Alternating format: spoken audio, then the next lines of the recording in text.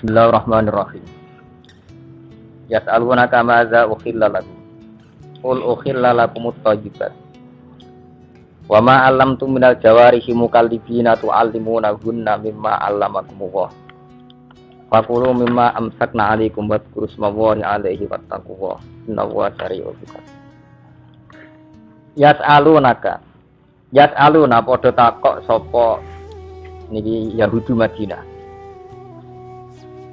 Karena ayat niki Madaniyah, jadi tentang tiang-tiang Yahudi Madinah sing takok ka ing sira ya Muhammad. Utawi diartekno yas'aluna padha takok sapa tiang Islam, tapi nggih tiang Islam yang karena bersinggungan sama Yahudi Madinah. Ka ing sira ya Muhammad duhe Muhammad. Madza ukhilla lakum, madza ing apa ukhilla kang den halal napa malakum maring wong akeh tiang Islam lan tiang Yahudi. Minato ami saking panganan. Kul ngucapa sira Muhammad, ukhilla lakumut thayyibat. Ukhilla den halal lakum kedhi sira kabeh apa at-thayyibatu, barang-barang sing apik. Sing boten gadhar resiko gak duwe bahaya. Ail mustaladzatu, barang-barang sing enak. Wa ma alamtum lan halal apa perkara atau buruan. Alamtum kang mulang sira kabeh minal jawarihi kang pira-pira hewan pemburu. Ail kawasibi tekse pira-pira hewan pemburu. Minal kilabi sang pira-pira asu. Ini ngaji Quran, orang ngaji wong madzhab fikih. Wasibailan satu gala, saling nganti serigala napa nganti napa.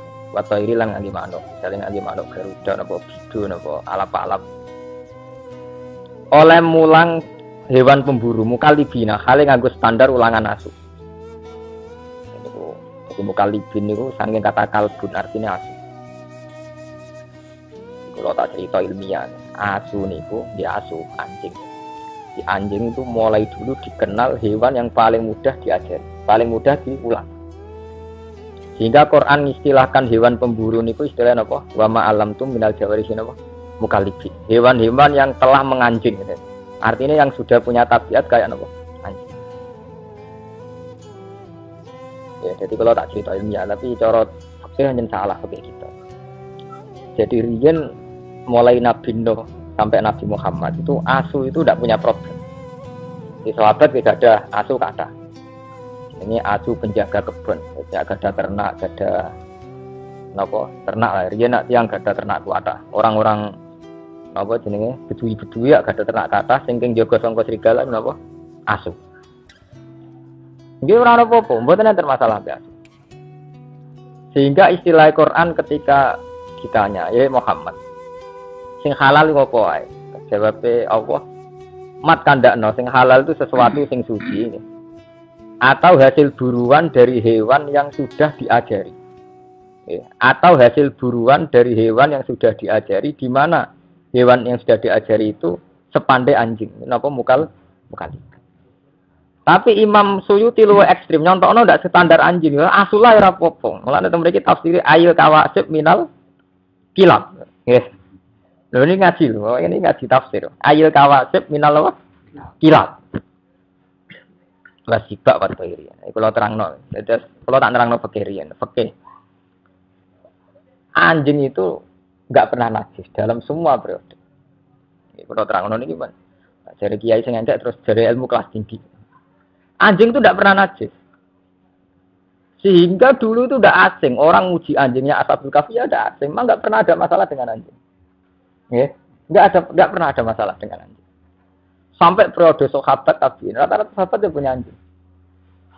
Bahkan banyak sahabat yang punya keyakinan nak asu wis ngrumat wedhus satu. Iku sing siji hadiah asu iku kon mangan. Mergo minangka wedhus utuh dijaga asu sangka serigala. Jadi dikei napa? Hadiah.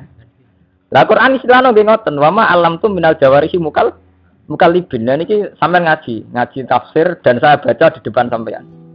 Artinya saya jujur, tak waca ayil kawasib minal kilab. Iku hewan-hewan pemburu minal kilabi saking napa? Pira-pira asu. Nah ini bayarno masa lalu. Di sahabat riyen nak kepengin entuk kidang utawi kepengin entuk buruan rak anjing diulang kan ngejar napa? Kidang. Nggih. Nah, cara fikih itu kan hewan halal itu kali disembelih secara syar'i. Dipotong secara syar'i ini sampean sembelih. Nomor kali yang mati karena diburu atau kena panah. Jadi misalnya sampean kidang melayu, sampean panah mati ini halal, enggak usah disembelih. Nanti kira bener. Kurung atau masalah hukum manusia. Atau diburu. Diburu hewan yang sudah terpelajar, dilatih. Itu ya halal. Jadi enggak usah apa disembelih. Itu standar. Makanya ketika Nabi ditanya yang halal apa saja, yaitu yang disembelih dan yang dicengkeram oleh pemburu yang sudah dilatih. Wama alam tu minal jangan. Nek ana bidang Melayu utawi wonten napa riyen kan kata sapi liar Melayu napa blibes napa Melayu sampean panah mati halal. Atau sampean tangkap lewat hewan napa dilatih yang ternak. Lah itu Quran itu sirine itu contohna aku wama alam tu minal jawarihi napa mukallibin hewan-hewan yang terlatihnya sudah kayak anjing. Ini kalau cerita ilmiah, enggak usah nganggo metode Syafi'i. Kalau cerita ilmiah. Oh, terus mitos tentang anjing itu berlebihan. Ini termasuk Ashabul Kahfi. Sebenarnya itu Ashabul Kahfi itu pitu. Wasa minuhum kalbuhum. Semua wong macam-macam. Ora roh jenenge lha kok ditulis ben marah kobong, musal mina tamliho semacam-macam. Tapi lewat semono tengahnya paling keren itu Kedmer, termasuk. Tapi ketika periode Syafi'iyah, bukan Imam Syafi'i. Ketika Imam Syafi'i itu masih banyak orang rumah sakit. Ketika periode Syafi'iyah dan kebetulan mazhab Syafi'iyah itu yang paling dominan di Indonesia. Wong darane asu terus najis. Nggih, darane asu terus napa? Najis. Konsekuensi dari darane najis dijauhi, diburu, dibunuh. Wong cilik kula mateni asu ngrasa ibadah. Jadi desa kula ora ana asu. Ya, untuk konteks Indonesia memang itu. Desa kok ana asune berarti daerah Abangan. Ora ana asune daerah san.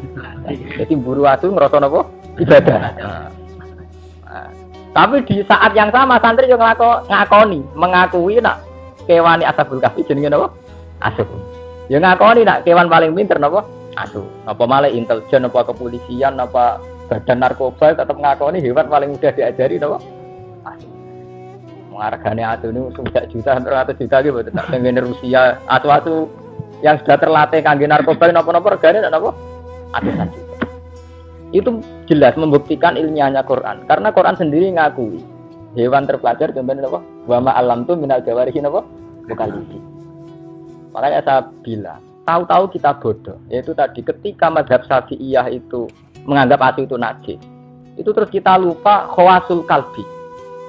Sirine khawasi asu, keistimewaannya. Padahal itu hal yang tidak bertentangan. Kalau asu itu betul pinter dan istimewa, bener atau darani najis, bener rambut sembelih jadi ternak. Nggih mboten. Justru barang istimewa ora perlu dibunuh nggih mboten. Karena istimewa. Lah nek asu halal koyo ana pitik malah disota sate malah cepet entek. Sate jam. Tapi teng mriki Imam Suyuti itu termasuk orang yang secara ilmiah itu jujur. Beliau itu mazhab Syafi'i. Tapi dalam hal yang kayak ini beliau itu bebas mazhab. Huri, orang yang tidak bermazhab. Makanya beliau tetap nafsiri ayil kawasib minal kilab. Kilab itu jamae kata kalbun. Artinya ya asu tenan nih, ya asu sing sampean buru, sing rasa ibadah. Nah sampean tangklet. Kenapa mazhab Syafi'i itu menajiskan? Niku asline khilaf. Sing jelas tek ini ngaji ilmiah. Ora urusan cocok ra cocok. Nah, menurut zaman cocok ya ora ilmiah. Asli teks hadis tentang asu najis niku ora Nabi nate ngendikan idza walagha ina ahadikum al-kalbu falyaghsilu napa sapa. Nah Adam dijilat asu. Istilahnya Nabi asli lho, takokno sing nate ngaji. Istilahnya idza walagha nggih mboten. Kalau Adam dijilat asu. Takokno sing nate ngaji fikih. Istilahnya asli lho, teks hadis jadi ndak fikihnya lho nggih. Ya kan ya. Teks napa? Hadis. Istilahnya idza walagha ina ahadikum al-kalbu falyaghsilu napa sab'an. Kalau anjing itu menjilat di antara wadah kamu, falyasil hisab basuh ping 7. Asli teken. Jadi Nabi ngendikan ana istilah jilat, ana istilah ada. Nah, ini semari ekstrim itu istilah jilat ndek ada. Wadah itu ada minum, terutama wadah minum, sing kangge ngombe napa wadah sing dadi. Ya terus wonten istihad. Istihad. Imam Malik darani ngongkon basuh iku ora mesti najis. Barang rusak barang risi ndak sampai najis pun istilahnya kon basuh. Sampai di kelambi ra najis, tapi wis rusak nggih kan napa? Wis ngono ditambah ada. Ada itu memang sesuatu yang spesial. Mestine job itu ora perlu mbok umbah, tapi nak jenenge napa jenenge gelas tetep kudu diumbah. Iya betul. Job mobil ora perlu diumbah, terus salah. Tapi nak jenenge wadah nggo minum tetep napa? Diumbah. Karena kaitannya kesehatan dan macam-macam. Makanya Imam Malik tetap ngotot ASI itu tidak najis, enggak najis sama sekali. Soal dibasuh 7 kali itu ta'abbud. Soalnya Nabi ngongkon basuh 7 kali, tapi tidak ada konsekuensi bahwa itu menjadi vonis najis. Ya, kapan-kapan nak sampean kepengin ilmiah, sampean takokno kula bahwa mengke ditulis, mungkin sampean ngaji teng mungkin ya. Masalah asir mungkin tesare menurut Imam Malik tidak najis. Dibasuh ping 7 itu ta'abbud. Soalnya Nabi mutuskan basuh dibasuh, tapi ra ono akibat itu diarani. Karena secara logika ijtihad, istilah Nabi itu wadah sampai dilat. Apalagi kalau sampai sekarang menguasai ilmu medis, efek yang ditimbulkan sekedar memegang dengan efek karena dilat itu bedanya ada. Sampai nak gelem dijembak wong wedok. Wong rayu lah demek sampean agak keberatan, nak didilati ya keberatan. Lho dilat tetep benten. Kowe gelem demek Mustofa, nak didilati tetep ra gelem. Lho terus urusane dilat. Dilat ya dilat. Lho mboten iki cerita ilmiah. Akhirnya Imam Malik memutuskan tidak ada kaitannya dengan najis. Imam Syafi'i mboten. Ora dilat, kok demek ya najis. Lah iku sing terus ekstrem.